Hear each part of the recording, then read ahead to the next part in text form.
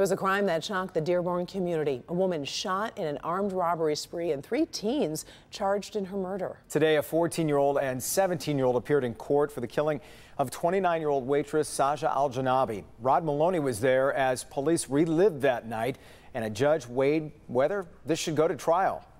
They're really teenagers. 14-year-old Demario Dismuke of Detroit led the way into the courtroom today. 17-year-old Jamel Filson, also from Detroit, came to hear the evidence against them.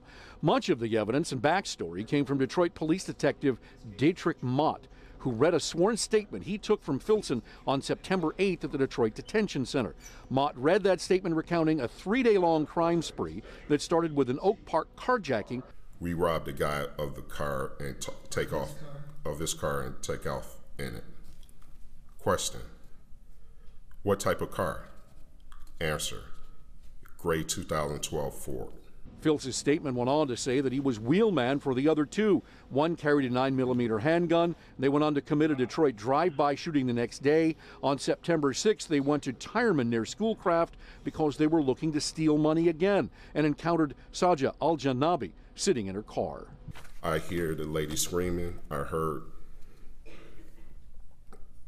2 to 3 shots. Marv got into the car and told me that he had shot a lady, and had shot a lady and a man who was there. Now, there was only one gun and only one person shot at that.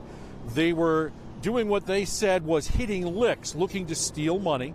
And in fact, they were able to get about $800 from the waitress who they allegedly murdered in this case, and they split the proceeds after that. There was a chase thereafter. They were captured.